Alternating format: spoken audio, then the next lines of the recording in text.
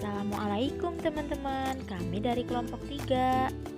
Kami akan menjelaskan tentang teori pengerolehan bahasa. Pertama, ada teori behaviorisme menurut B.F. Skinner.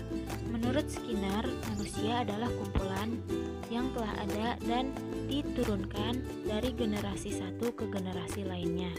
Kondisi yang kita alami di lingkungan sosial menentukan adanya pengalaman kita. Ada dua macam respons.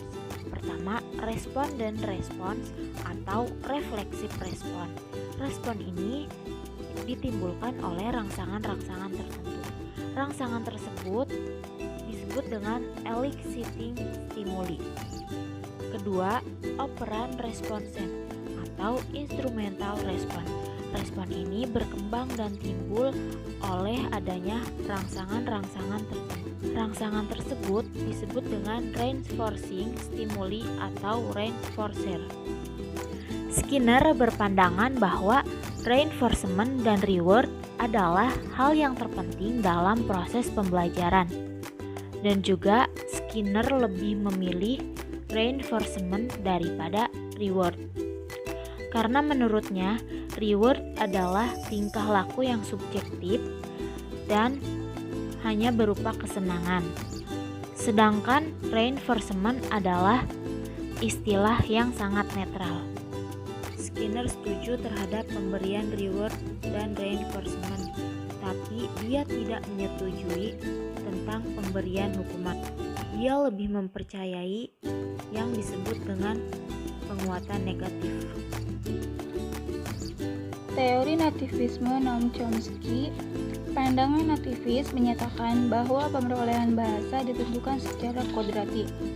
Menurut Chomsky, anak lahir sudah dibekali dengan seperangkat alat yang memungkinkannya untuk dapat memperoleh bahasa. Alat Language Acquisition Device atau alat pemerolehan bahasa yang disingkat menjadi LED. LED ini dianggap sebagai suatu bagian fisiologis dari otak yang dikhususkan untuk memproses bahasa. Dan hanya manusia yang memiliki alat ini, sehingga hanya manusia yang mampu berbahasa.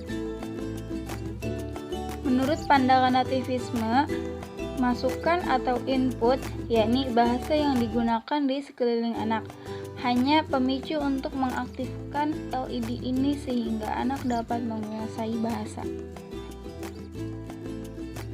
Anak-anak mampu menguasai kurang lebih 12 kata sehari. Chomsky 1988 dikutip oleh Z. Hamin 1989.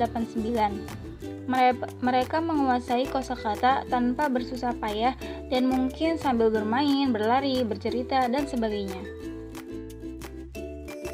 Piaget beranggapan bahwa perubahan atau perkembangan pada anak tergantung pada keterlibatannya secara aktif dengan lingkungannya. Piaget berkeyakinan bahwa perkembangan kognitif anak menjadi dasar dari perkembangan bahasanya. Menurut Piaget, perkembangan kognitif merupakan proses yang terus-menerus dan hasil dari proses ini dapat dibagi ke dalam tahap-tahap. Setiap tahap dianggap mempunyai ciri khas sehingga berbeda dengan tahap yang lain. Tahap pertama ialah tahap sensori motor usia 0 sampai dengan 18 bulan atau 24 bulan. Tahap ini mencakup 6 subtahap. Tahap yang kedua ada tahap praoperasional yang biasanya dibagi menjadi 2 subtahap, dari 2 sampai 5 tahun dan dari 5 sampai 7 tahun. Tahap yang ketiga ada tahap operasional konkret kurang lebih 7 sampai 11 tahun. Tahap keempat adalah tahap operasional formal mulai kurang lebih 12 tahun. Selanjutnya, teori interaksionisme. Komunikasi yang berlangsung dalam tatanan interpersonal, tatap muka, dialogis, timbal balik dinamakan interaksi simbolik atau symbolic interaction. Interaksi simbolik telah menjadi komunikasi dan sosiologi yang bersifat interdisipliner. Objek materialnya pun sama, yaitu manusia dan perilaku manusia atau human behavior.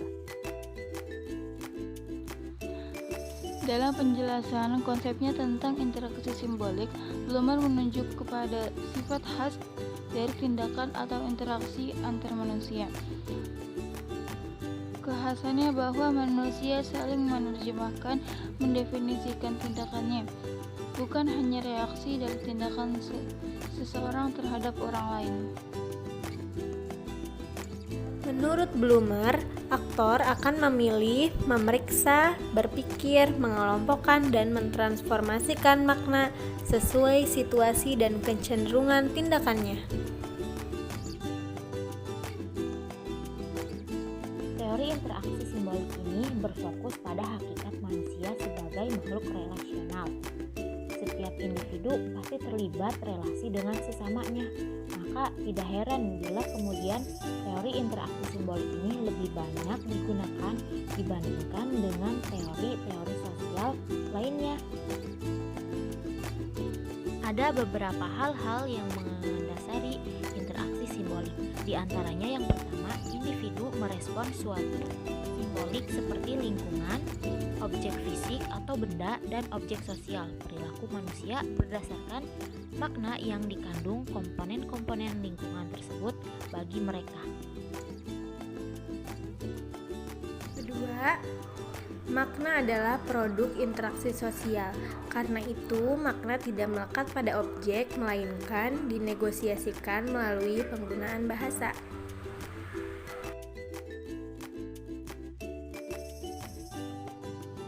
Ketiga, makna yang diinterpretasikan individu dapat berubah dari waktu ke waktu sejalan dengan perubahan situasi yang ditemukan dalam interaksi sosial. Nah, itu dia teman-teman, teori-teori pemerolehan bahasa menurut beberapa para ahli. Semoga video yang telah kami sampaikan dapat bermanfaat dan juga mohon maaf bila ada kesalahan. Terima kasih telah menonton. Jangan lupa di like, di share, komen, dan subscribe.